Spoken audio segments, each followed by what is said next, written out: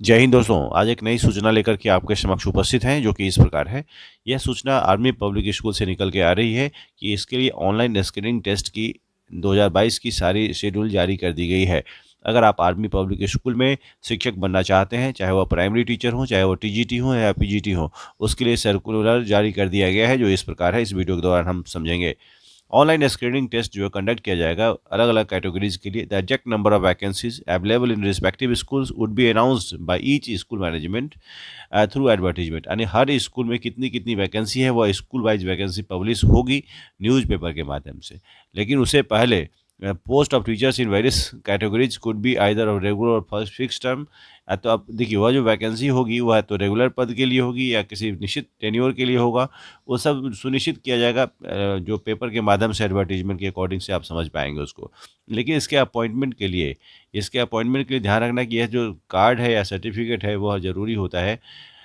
अच्छा, एक और इम्पोर्टेंट बात लिखा हुआ है कि appointments which fall in category of regular would be liable to transfer in organisational interest. यानी अगर आप रेगुलर पद पर अपॉइंट होते हैं तो आपका ट्रांसफरेबल जॉब भी होगा। अगर ऑर्गेनाइजेशन चाहता है कि आपकी ट्रांसफ़र यहाँ से वहाँ कर दी जाए या वहाँ किसी पर्टिकुलर जगह पर की जाए तो हो भी सकता है। यानी कुल मिला के आप माइंडसेट रखें कि ट्रांसफरेबल जॉब होगा अगर आप रेगुलर अपॉइंट होते हैं तो।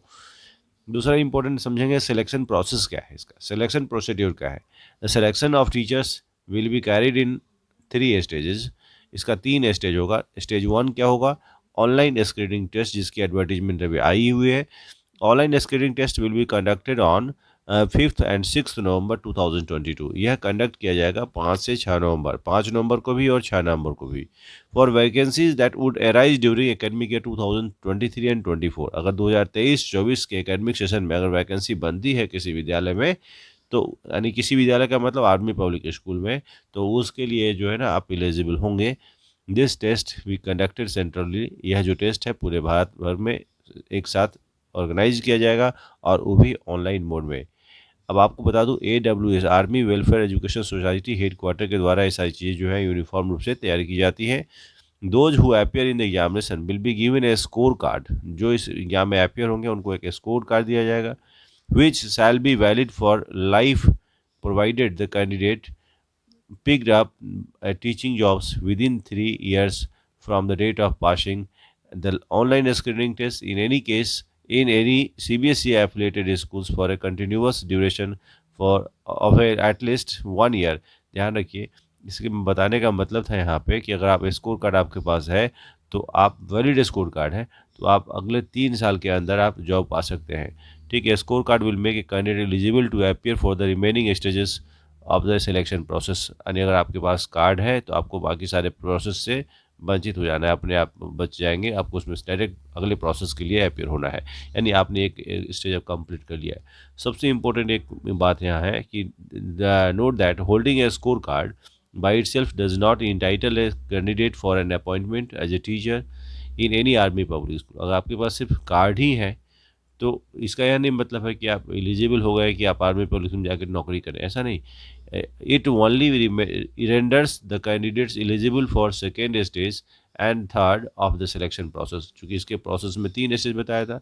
पहला एक रिटन टेस्ट होता है जो कि आपने सेंट्रली कार्ड ऑब्टेन कर लिया है, दूसरा स्टेज बाकी है और तीसरा स्टेज उसके लिए अपेयर होना होगा। इंटरव्यू होगा। सेकेंड स्टेज क्या होता है? इंटरव्यू और call for interview by the selection board. जो सिलेक्शन बोर्ड है CSB, सेंट्रल सिलेक्शन बोर्ड, उनके द्वारा आपको कॉल किया जाएगा। तीसरा होता है evaluation of teaching skill and computer proficiency.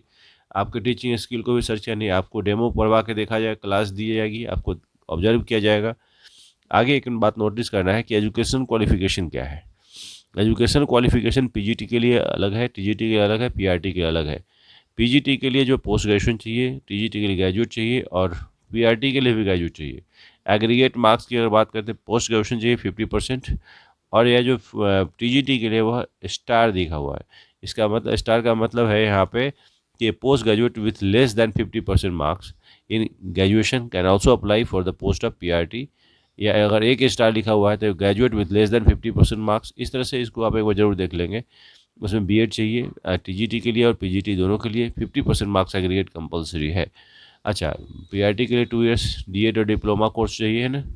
तो इस तरह से कुल ध्यान रखें। अच्छा, सबसे इम्पोर्टेंट बात क्या है? CTET is not mandatory for appearing in online screening test. However, seated at TET conducted by the center state government is mandatory at the time of appointment as TGT and PRT in regular and fixed term category. अगर आप regular या fix के लिए आप apply करते हो उस समय आपको सीटेट या टेट का सर्टिफिकेट प्रोड्यूस करना होता है। यह चीज़ जो है इसमें ध्यान रखिए, विदाउट सीटेट भी इसमें अप्लाई कर सकते हैं, लेकिन यह उस सीटेट के इक्विवेलेंट ही है जो आर्मी पब्लिक स्कूल में सिर्फ एप्लीकेबल है। एज एंड एक्सपीरियंस क्राइटेरिया की अगर बात करें तो बहुत ही सुंदर दे रखा है इधर कि फ्रेश कैंडिडेट्स के लिए 40 ईयर्स अप टू 40 ईयर्स तक, और दूसरा है minimum experience, no experience is required. Fresh candidates के पास एक्सपीरियंस तो होगा ही नहीं, एक्सपीरियंस कैंडिडेट्स हैं अगर तो उनका एज में रिलैक्सेशन भी मिला, and below 57 years minimum 5 years experience in the appropriate category in the last 10 years. पिछले 10 वर्षों में आप 5 साल का अनुभव प्रोड्यूस कर रहे हैं तो आपको 57 ईयर्स तक रिलैक्सेशन मिलेगा। अब एक बात समझिए, यहाँ डबल जो दे रखा है marking appropriate category, for example PGT category the candidate should have worked as a PGT या TGT for at least 5 years in the last 10 years. For all candidates experience gain at as PRT in the same period shall not be counted for appointment as PGT, उसको PGT के रूप में count नहीं किया जाएगा। For the post of TGT experience gain as PRT shall however be accepted. याद रखिए, इस तरह के नोटिफिकेशन को समझ लीजिएगा। अच्छा, कुछ इंपॉर्टेंट बात है जो ऑनलाइन डेट्स के बारे में लिखी हुई थी। 5 एंड 6 नवंबर को एग्जाम होना है। मेथड कैसा होगा, ऑनलाइन होगा और एमसीक्यू फॉर्मेट होगा। और for each category there will be one question paper of 200 marks, that is one question paper for PRT and one question paper in each subject for PGT as well as TGT. One question paper will have 200 questions for 1 mark. For each correct response to the candidate will be awarded 1 mark. There will be also negative marking 1/4 of each wrong answer. Right, ध्यान दीजिए, for each, यानी अगर गलत करते हैं तो 1/4 marks deduct हो जाएंगे, यानी 0.25। रिजल्ट क्या, there will be no minimum passing marks for the online screening test. इसका जो रिजल्ट कार्ड मिलेगा इसमें कोई पासिंग मार्क का कोई क्राइटेरिया फिक्स नहीं किया है। लेकिन कैंडिडेट रजिस्ट्रेशन की अगर बात करें तो candidates can register between 25 August to 5 October. बहुत लंबा समय है, 25 अगस्त से शुरू होंगी, यानी आज से शुरू हो रही है, 5 अक्टूबर तक होगी। There after portal will be close for registration. इसके बाद आप चाह के भी रजिस्ट्रेशन नहीं कर पाएंगे। रजिस्ट्रेशन करने का जो मोड है ऑनलाइन मोड है। सो आपको रिक्वेस्ट है कि आप थोड़ा सा इसके पोर्टल पर जाएं, जरूर देखें। मॉक क्वेश्चन पेपर जो है यह दिखा रखा है कि 10% total number of question paper of each subject as per the blue print for the each subject will be provided in the PDF format to upload the websites for the candidate reference. Candidate के reference के लिए कुछ format भी दे रखे हैं, blue form type है ना। Registration 25 अगस्त से 5 अक्टूबर तक होगा। अवेलेबिलिटी ऑफ एडमिट कार्ड्स हम 20 अक्टूबर शुरू होगा। एग्जामिनेशन जो है वह 5 एंड 6 नवंबर को होना है, और पब्लिकेशन ऑफ रिजल्ट 20 नवंबर। सारी चीज़ें टेंटेटिवली डिसाइड कर दी गई हैं। सो आपसे रिक्वेस्ट है इसको, इस नोटिफिकेशन को गो थ्रू करें। हाँ, एक और इम्पोर्टेंट बात, list of army public school के जो क्लस्टर वाइज का लिस्ट दे रखा है, इसको एक बार जरूर देख लीजिएगा कि आप किस क्लस्टर के लिए एलिजिबल होंगे। उसके बाद भी और भी देखिए कि आप जहाँ आपके नज़दीक है, नियर बाई है, उसके लिए एलिजिबल है या जो भी है, वो तो बात की प्रक्रिया है कि आप स्क्रीनिंग पहले पास करें, आपके पास हो तो अब आप इंटाइटल्ड होंगे उसके लिए, सेकेंड स्टेज और थर्ड स्टेज के लिए। और क्लासिफिकेशन ऑफ स्ट्रीम की अगर बात करें, list of subject for online screening test at PGT level, तो ये सब्जेक्ट वाइज दे रखा है किस तरह से हम क्या क्या सब्जेक्ट हैं इसमें, कोई विशेष नहीं है। और ध्यान रखिए इस एकेडमिक क्वालिफिकेशन को जरूर एक बार गो थ्रू कर लीजिएगा।